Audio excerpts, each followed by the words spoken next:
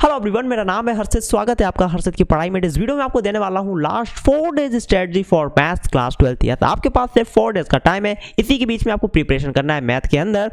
And बहुत सारे हमारे भाई बहन ऐसे हैं जिन्होंने अभी तक कुछ भी नहीं पढ़ा है, उनके लिए भी ये वीडियो होने वाली। जिन्होंने थोड़ा बहुत पढ़ा है उनके लिए भी ये वीडियो होने वाली है। और जिन्होंने सब कुछ पढ़ रखा है, भाई साहब टॉपर हैं जो लोग, शायद उनको ये वीडियो ज़्यादा हेल्प ना करें। ठीक है, तो वीडियो को बहुत ध्यान से देखिएगा। पहली बार चैनल पर आ रहे हो तो सब्सक्राइब करो, साथ ही बेल आइकन प्रेस। आइए स्टार्ट करते हैं। तो चलिए भैया, स्ट्रेटजी वगैरह हर चीज़ में लगी आपको, लेकिन सबसे पहले आपको पता होना चाहिए कि पासिंग मार्क्स एग्जैक्टली कितने होते हैं। क्योंकि बहुत सारे भाई बहन हैं जिन्होंने अभी तक कुछ नहीं पढ़ा, वो सोचे हम पास ही हो जाएं तो बहुत बड़ी बात है। तो भाई साहब पासिंग मार्क्स आपके हैं 26। 80 मार्क्स का आपका थ्योरी का एग्जाम होगा मैथ का। आपको मिनिमम 26 मार्क्स लाने पड़ेंगे पास होने के लिए क्लास 12th में।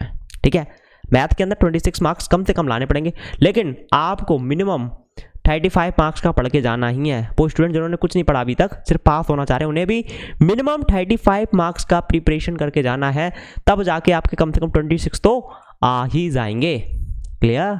नाउ सिलेबस के ऊपर थोड़ा सा नज़र डालते, कौन सा चैप्टर आपका इजी, कौन सा हार्ड है। सबसे पहले आपको कौन सा करना है वो मैं आपको सबसे पहले बता देता हूँ। ठीक है, तो देखो सबसे पहले देखो यहाँ पे दो तरीके के स्टूडेंट को मैं लूँगा। पहले वो स्टूडेंट जिन्होंने कैलकुलस पढ़ रखी है, कैलकुलस समझ रहे हो? हाँ जी वही। और बहुत सारे स्टूडेंट ऐसे हैं जिन्होंने कैलकुलस छुई तक नहीं है। एक मैं भी स्टूडेंट ऐसे ही था क्लास 12th में जिसने कैलकुलस छुई तक नहीं थी, कैलकुलस नहीं आती थी। दोनों लोगों के लिए बताने वाला हूँ, टॉपर्स के लिए खैर ये वीडियो नहीं होने वाली है। ध्यान से देखना, सिलेबस देखो। सबसे पहले तो मैं आपको बोलूंगा एक चैप्टर है, जिन्होंने अभी तक कुछ नहीं पढ़ा है उनके लिए बता रहा हूँ, ध्यान से देखना।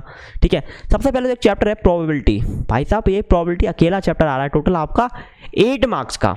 कितने का आ रहा है? 8 मार्क्स का। और अकॉर्डिंग टू मी ये चैप्टर ईजी है भाई साहब, ज़्यादा हार्ड नहीं है।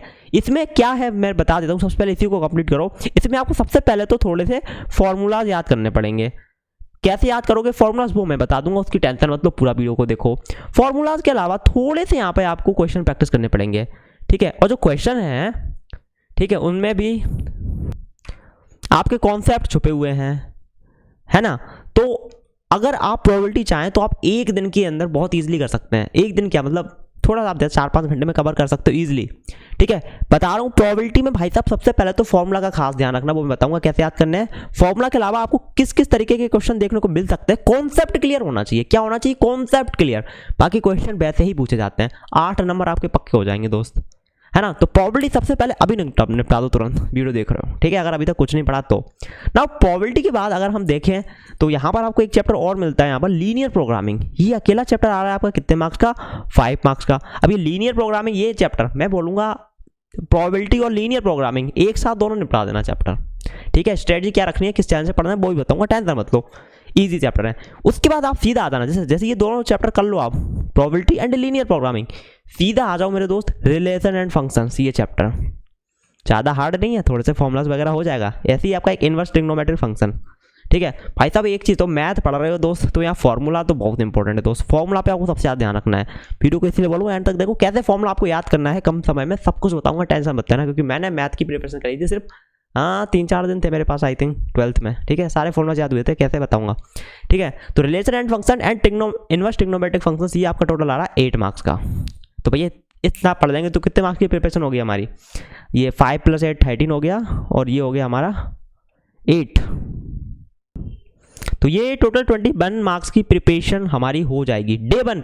एक दिन में आप ये सब कुछ कर सकते हो। Relation and functions, inverse trigonometric function, probability and linear programming कितने दिन में कर लोगे? एक दिन में कर लोगे। फर्स्ट डे पे आप इतना कर लो। ठीक है, कुछ नहीं पढ़ा जिन्होंने, और बताऊंगा कैसे करना है, टेंशन मत लो। उसके बाद दोस्त मैं कहूँगा या तो आप मैट्रिसेस एंड डिटर्मिनेंट ये आप पढ़ सकते हैं। इसमें भी आपको थोड़े से फॉर्मुलाज मिलेंगे, थोड़े से आपको कॉन्सेप्ट मिलेंगे। टोटल 10 मार्क्स का आ रहा है, ये कर लो आप।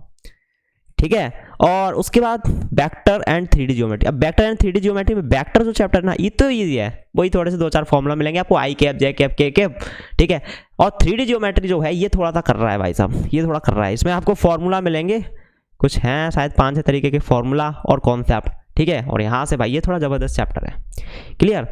ये तो मैंने एक स्टूडेंट के लिए बताया जिन्होंने कुछ भी पूरी साल नहीं पढ़ा है ना। वो स्टूडेंट जिन्होंने थोड़ा बहुत पढ़ रखा है, और थोड़ा बहुत में भी भाई साहब कैलकुलस अगर आपने पढ़ रखी है तो दोस्त अकेली कैलकुलस 35 मार्क्स की। यार ये अकेली कैलकुलस भी अगर तुम पढ़ लेते हो ना, काम हो जाएगा। जिन्हें टॉपर बनना है वो सब पढ़ लेंगे। क्लियर? सो मैं यही बोलूँगा, अगर आपको कैलकुलस आती है थोड़ी बहुत, आपको लगता है कि आप कैलकुलस में बेस्ट हो, तो भाई साहब सिर्फ कैलकुलस करो, ये सब छोड़ो, पहले आप कैलकुलस अच्छे से निपटा लो। लेकिन वो स्टूडेंट जो सोचते भैया सिर्फ पास हो जाए यार अच्छे खासे मार्क्स से, है ना, पूरी साल नहीं पढ़ पाया, ठीक है, आप समझो बात को, तो उनके लिए मैं यही बोलूँगा कि वही करो, पहले प्रोबेबिलिटी चैप्टर उठा के कर मारो, ठीक है, relation and function and inverse trigonometric function, ये पहले दिन ही कर लो। मैट्रिक्स डिटर्मिनेंट और ये वेक्टर ये अगले दिन कर लो। 3D ज्योमेट्री भी निपटा लो टाइम मिले तो, ठीक है। खैर ये तो समझ ही गए होगे एग्जैक्टली कौन सा हार्ड है कौन सा इजी, बस ये समझ जाओ, बाकी आपकी मर्जी है कौन सा भी करो पूरा। स्ट्रेटजी क्या फॉलो करना है, अभी ये देखो स्ट्रेटजी उन लोगों के लिए है जिन्होंने अभी तक कुछ नहीं पढ़ा है या फिर थोड़ा बहुत पढ़ा है। अगर आपने थोड़ा बहुत पढ़ा हुआ है ऑलरेडी तब भी देखो ध्यान से। स्ट्रेटजी क्या है, सबसे पहले अभी हम क्या करेंगे, वन शॉट लेक्चर देखेंगे। कौन से लेक्चर देखेंगे जी, वन शॉट, ठीक है, किस चैनल से देखने हैं वो भी बताऊंगा, टेंशन मत लो। वन शॉट लेक्चर देखने हैं प्लस साथ में आपको नोट्स बनाने हैं, यस इट्स वेरी इंपॉर्टेंट। और नोट्स आपको समझ समझ के बनाने हैं, नोट्स से आपकी प्रैक्टिस भी होनी चाहिए जब आप पढ़ रहे हो। ऐसा नहीं कि सर पढ़ा रहे हो तो बस नोट करते जा रहे हो, नहीं, वन शॉट देखने हैं प्लस साथ में नोट्स जरूर बनाने हैं। और सबसे इंपॉर्टेंट चीज़ भाई साहब बता रहा हूँ, formula sheet, it's very important. ये आपके लिए ब्रह्मास्त्र होगा मैथ्स के लिए। मैथ्स में भाई साहब आपको फॉर्मूला याद करने ही पड़ेंगे। अगर कैलकुलस में घुस जाओगे फिर तो बहुत सारे फॉर्मूलाज हैं उसमें, बट अगर आप वेक्टर्स पढ़ते हो, 3D ज्योमेट्री पढ़ते हो, प्रोबेबिलिटी पढ़ते हो, आप इनवर्स ट्रिग्नोमेट्रिक फंक्शंस पढ़ते हो, भाई साहब सबसे बड़ा चैलेंज है फॉर्मूलाज।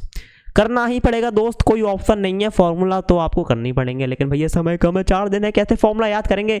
एक वाइट पेपर लेना है, जो भी चैप्टर पढ़ रहे हो उसमें जितने भी फॉर्मूलाज आते हैं ऐसे जो तुम्हें रटने हैं, याद करने हैं, लिख लो, लिखते जाओ लिखते जाओ लिखते जाओ एक वाइट पेपर पे, ठीक है। वो वाइट पेपर अपने पास रखना है। सोने जा रहे हो सबसे पहले वाइट पेपर लो, सारे फॉर्मूलाज पढ़ो, एक बार याद करने की कोशिश करो। सुबह उठ रहे हो सबसे पहले वाइट पेज पकड़ो, सारे फॉर्मूला पढ़ो। नहाने जा रहे हो नहीं, पहले वाइट पेपर पे जितने भी फॉर्मूला के वो सब पढ़ेंगे।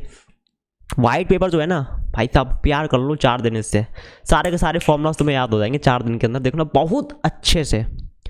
ये टेक्निक मैंने यूज़ करी थी क्लास 12 के अंदर, सारे फॉर्मूला याद हो गए थे। तो फॉर्मूला शीट जरूर बनाते जाना है, जो भी चैप्टर पढ़ रहे हो, जो भी रटने वाले फॉर्मूला है, रटने वाली कोई चीज़ है, फॉर्मूला शीट पे लिख लो, देखो कैसे याद होते हैं 4 दिन में। जो तेरी बताए वो याद रखो भाई साहब, 4 दिन अपने दिल के करीब रखो ये फॉर्मूला शीट, सारे फॉर्मूले याद हो जाएंगे। क्लियर। तो भाई साहब आपने एक चैप्टर का देख लिया, वन शॉट, साथ में नोट्स बन गए, है ना, और ठीक है प्रैक्टिस हो गई। उसके बाद देखो क्या करना है आपको, आपने जो वन शॉट पढ़ा उसका रिवीजन जरूर करना है भाई साहब। भले ही 1-2 चैप्टर छोड़ दोगे कोई दिक्कत नहीं, लेकिन ये रिवीजन जरूर कर लेना। अब रिवीजन भाई साहब बिल्कुल भी केमिस्ट्री की तरह मत करना, बिल्कुल भी थ्योरेटिकल सब्जेक्ट की तरह मत करना भाई साहब, मैथ है ये, ठीक है। प्रैक्टिस करते करते करना, प्रैक्टिस करते करते, वरना पता चला तुम भाई साहब वही नोट्स पकड़े हो अपने, ओ ये क्वेश्चन तो ऐसे सॉल्व हो जाएगा, ऐसा नहीं करना दोस्त, ठीक है। ये इंग्लिश नहीं है, ये केमिस्ट्री नहीं है, यहाँ प्रैक्टिस करना पड़ेगा, वरना आप पूरा रिवीजन करोगे कोई फ़ायदा नहीं। फॉर्मूला रटना है, फॉर्मूला रटो, कोई दिक्कत नहीं है। लेकिन भाई साहब जो पढ़ा है ना आपने, जो नोट्स बनाए हैं, नोट्स में भी क्वेश्चन ही होंगे कुछ, ठीक है, क्वेश्चन, ठीक है, तो ठीक है उसका रिवीजन करना है। कैसे, प्रैक्टिस करते करते, लिखते लिखते, ठीक है। अब कॉपी ले लेना एक। ना क्वेश्चन की बारी आती है, अब देखो भैया मैथ में क्वेश्चन की बारी आती है ना जहाँ पर, तो टीचर आपको सजेस्ट करेंगे एनसीईआरटी के सारे क्वेश्चन कर लो, एग्जाम्पलर कर लो, एनसीईआरटी एग्जाम्पलर, फिर बोलेंगे क्वेश्चन बैंक भी कर लो। मैं बोलूँगा अभी तुम्हारे पास समय नहीं है, तुम्हें कोई बहुत एक्सपर्ट नहीं बनना है, तुम एक चीज़ कर लो, वो है प्रीवियस ईयर क्वेश्चन, PYQ। ये आपके लिए ब्रह्मास्त्र है, क्योंकि ये जो PYQ क्वेश्चंस हैं इसमें आपको एनसीईआरटी के भी इंपॉर्टेंट क्वेश्चंस मिल जाएंगे, इसमें आपको एग्जाम्पलर के भी इंपॉर्टेंट क्वेश्चंस मिल जाएंगे, और ये जो आपके सैम्पल पेपर्स हो गए और क्वेश्चन बैंक हो गए उनके भी इंपॉर्टेंट क्वेश्चन आपको इसमें मिल जाएंगे। तो PYQ कर लो दोस्त, बहुत बढ़िया। वन शॉट देख लिया आपने अच्छे से समझ के, रट लिया पूरा, PYQ और कर लो दोस्त। इतना कर लोगे समझ जाओ कि ऑलमोस्ट आपको सभी क्वेश्चन आ ही जाएंगे, ठीक है। लेकिन दोस्त सेक्शन ए में आपके मैथ में क्या आ रहे हैं जी, MCQ क्वेश्चन आ रहे हैं। और भाई to be honest MCQ question मेरे को थोड़े से करने लगते, होते 1 नंबर के हैं, लेकिन भाई साहब ये सबसे इंपॉर्टेंट पता चला, तुमने 1 घंटा दे दिया MCQ में ही, समझ रहे हो। MCQ एक क्वेश्चन 1 नंबर का है, तुम्हें शॉर्टकट पता होना चाहिए कि क्वेश्चन कैसे आते हैं और कैसे उनको टैकल किया जाता है, कैसे सॉल्व किया जाता है, लंबे तरीके से नहीं करना है। MCQ है दोस्त, पता चले वही तुम एक पेज में सॉल्व करके आ रहे हो। तो MCQ की प्रैक्टिस बहुत इंपॉर्टेंट है दोस्त। PYQ करो तो कर लेना, है ना, उसमें भी थोड़े MCQ होंगे, टाइम मिले तो MCQ की प्रैक्टिस करके जरूर जाना, ये इंपॉर्टेंट है। क्योंकि क्लास 12th में टर्म 1 में मैं 12th में था, तो टर्म 1 और टर्म 2 में एग्जाम हुए थे हमारे, ठीक है। तो मैथ का जो मेरा एग्जाम था टर्म 1 का, उसमें सारे MCQ ही आए थे, टर्म 1 MCQ बेस्ड था पूरा। भाई साहब जो बैंड बजी थी ना मैं बता नहीं सकता। MCQ क्वेश्चन इंपॉर्टेंट है दोस्त। MCQ देखो चीज़ क्या है, तुम्हें लॉन्ग क्वेश्चन करने आते हैं, तुम्हें शॉर्ट क्वेश्चन करने आते हैं मैथ में, कोई दिक्कत नहीं, बढ़िया है। लेकिन एमसीक्यू में क्या है, आ जाएगा आपको एमसीक्यू जो क्वेश्चन है वो भी आपको आ जाएंगे, ठीक है, अगर नहीं भी प्रैक्टिस करके जाओगे तो। लेकिन तुम्हें शॉर्ट ट्रिक पता होनी चाहिए एमसीक्यू में, बहुत इंपॉर्टेंट है। जब आप प्रैक्टिस करोगे ना सिर्फ एमसीक्यू तो आपको बहुत सारी शॉर्ट ट्रिक मिल जाएंगी आपको, तो कम समय में आपके जल्दी जल्दी एमसीक्यू हो जाएंगे पेपर में, है ना। और टाइम मैनेजमेंट बहुत इंपॉर्टेंट है मैथ में, पेपर छूटता है बच्चों का ठीक है। और लास्ट में जाके दोस्त कर लेना क्या, सैम्पल पेपर लास्ट में जाके। और हाँ, सैम्पल पेपर देख के डीमोटिवेट मत होना कि सैम्पल पेपर में बहुत हार्ड क्वेश्चन है, सैम्पल पेपर में हार्ड ही होते हैं दोस्त, ठीक है। तो ये अपनी पूरी स्ट्रेटजी है, वन शॉट देखो भाई साहब, साथ में नोट्स बनाओ, ठीक है, उसका रिवीजन करो अच्छे से, प्रैक्टिस करते करते पीवाईक्यू कर लो, ठीक है, और एमसीक्यू कर लो थोड़ा सा टाइम मिले तो, क्लियर। अब बेस्ट यूट्यूब चैनल बता देता हूँ आपको मैथ के लिए। पहला आपका नेहा अग्रवाल मैथमेटिकली इंक्लाइंड, अभी इनकी लाइव सेशंस भी चल रहे हैं, ठीक है, तो इनसे आप पढ़ सकते हो, अच्छी है मैम, बहुत बढ़िया है। सीबीएसई क्लास वीडियोस इनके भी लाइव चल रहे हैं, इनके भी आप देख लो, ठीक है। अरविंद अकेडमी इनके भी आप देख सकते हो, राधिका क्लासेस इनके भी आप देख सकते हो। कुछ बेस्ट मैंने चैनल ढूंढे हैं, और भी बहुत सारे चैनल हैं, एनसीईआरटी वाला वगैरह, ठीक है। तो कोई से ऐसे भी आप पढ़ सकते हो, एक टीचर पकड़ो, ठीक है। एक इंपॉर्टेंट बात बता रहा हूँ लास्ट में, ध्यान से सुनना, कोई एक टीचर पकड़ो, ठीक है। लेकिन जो टीचर आपको पकड़, जिस टीचर को आपने पकड़ लिया, ठीक है, तो उस पर पूरी तरीके से विश्वास करना है, फिर आंख बंद करके। उसने बोल दिया ये चीज़ करो तो कर लेना, वो क्वेश्चन मत करना कि सर ये क्वेश्चन क्यों करा रहे हो, ये वो फलाना।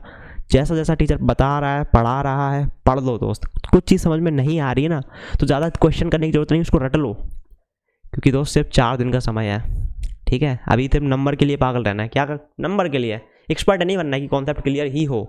हाँ, कॉन्सेप्ट क्लियर करो, टीचर ऐसे करते हैं, लेकिन कोई चीज़ भाई में छोटी मोटी चीज़ समझ में नहीं आ रही, रट लो उसको, क्योंकि समय नहीं है तुम्हारे पास अभी।